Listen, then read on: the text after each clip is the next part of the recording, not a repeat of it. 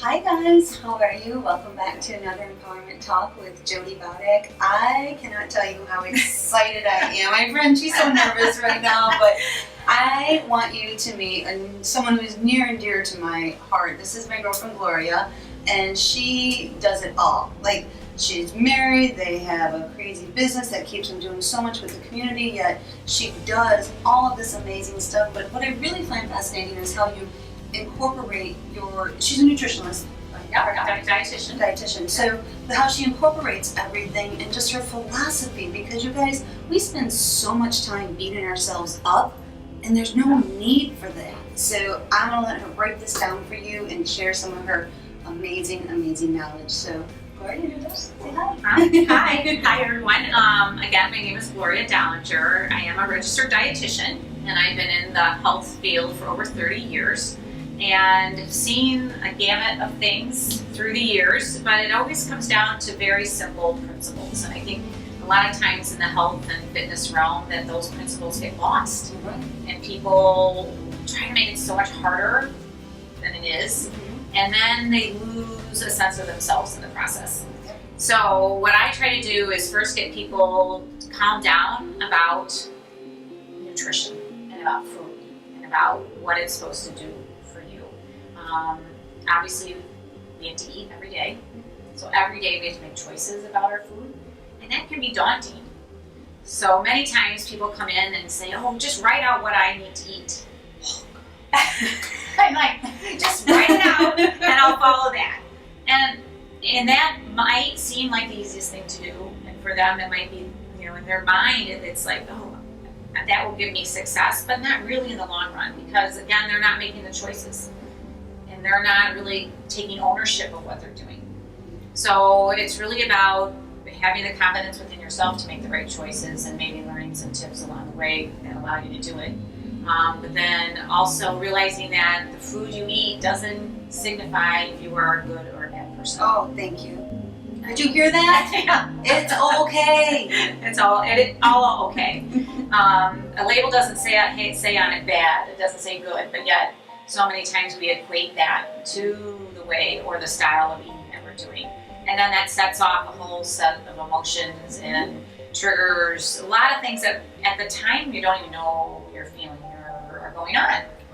So I'm trying to get people to embrace letting go of some of the rules that they kind of put around food, and trying to get away from symbolizing them as a good, bad, that I have to have this or I have to have that, and going with some healthier balances, things that I talk about adding into your life versus taking away all the time. Right, because then you feel that, oh gosh, I can't have, and then your mom tells you not to date that guy. Guess what? I'm gonna date him. Somebody says, oh, I can't drink alcohol when I'm trying to lose weight. Well, then the next thing they know, they want it more. Mm-hmm. Or I gotta stay away from sweets. Well, then they crave chocolate even more. So I would say, let's start with what can we add?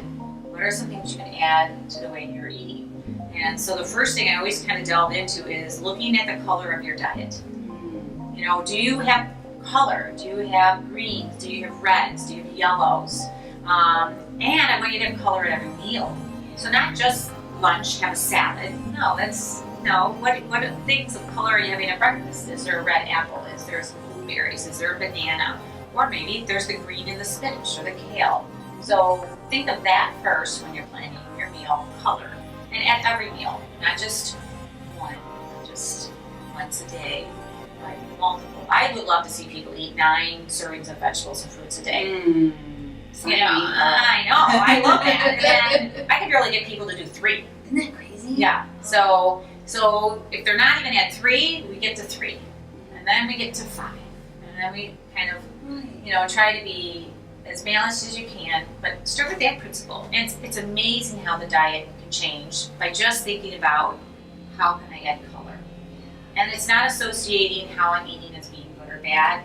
It's not showing the worth of me or you. Right, you. It's allowing you to just start thinking, what can I add to bring value to the way that I'm eating? And then you'll feel better about yourself. It's not so daunting. It's a very simple principle. But it is, when you break it down, it is. Yeah. Just like, you guys are talking about your goals all the time, and it's like, you have this huge goal, but you have to take action every day to get there. So doing this is just a beautiful action. Yeah. So, yeah, and it takes pressure off the clinician or the personal trainer or the physical therapist or the personal trainer or whomever, because the ownership really does have to be back on you about how you are making the choices. And it's about us giving you the tools in order to make the better choices. Right. And maybe through the way you find out things about yourself. Like if all of a sudden you don't want to eat fruits and vegetables in the morning, or you find that you have no color in your diet, what is that saying? Are you really committed to making changes? Are you really committed to getting healthy? So how you can adjust to making the changes kind of assimilates really how in the game are you for health. So because being a trainer, we get this all the time. So do you kind of understand, or could you, because I can get it and I can tell you my version of it, but I love your version of things when we talk about it. When people start doing that self-sabotage. Yeah. Well, a lot of times self-sabotage comes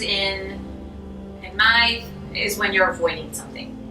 And you may not know what it is or exactly be able to put a name to what I'm avoiding or what I don't want to do, but there's something going on in your life that you either don't want to address, brings stress, and through that stress response, you tend to maybe eat things that don't make you feel so healthy.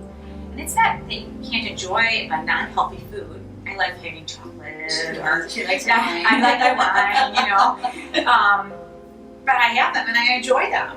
Yeah. And it's okay. Yeah. But it's not like, and this is something that she says all the time, is just, it's okay to enjoy it, just don't enjoy it all the time. Right. But don't beat yourself up or justify when you did eat it. Okay, I ate it, great.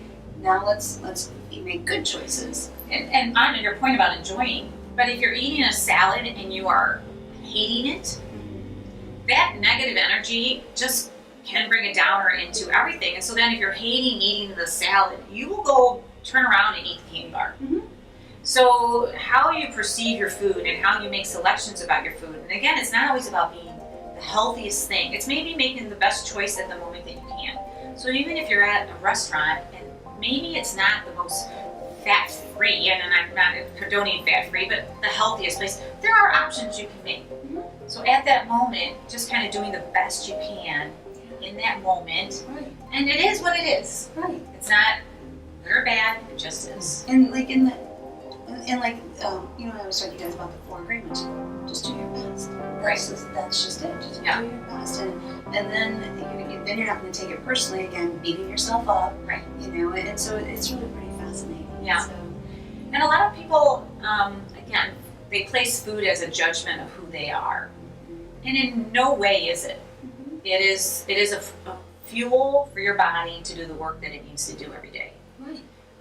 It allows you to get up, it allows your brain to think, your body to do the work, but it in no way is a judgment on you. And I think that's one of the, if I could express anything to people, to get a little more relaxed about it. There's no perfectness in the way you eat. And I was just going to say, what's your number one tip that you give to somebody? I always say there's no perfect. There's no perfection. It's just doing the best you can with what you have. Yeah, I found throughout my life journey is that, we got some things here we'll show you on our next video, but I would prefer spaghetti squash as my pasta now over a pasta.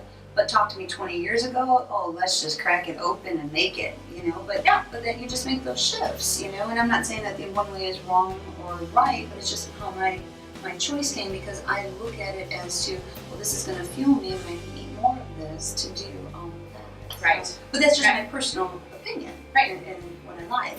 And I think we evolve. Yeah. It's never the same thing for 5 years, 10 years. I think just like fitness, we change what we like to do. I think with eating too, there's new foods come into place. There's friends that you make that are different, so that you might start eating differently with them. And be okay with it changing. It doesn't have to be stagnant or what it was 10 or 15 years ago. Yeah. So, Thanks, guys. This is Gloria and Jody. thank you. Bye.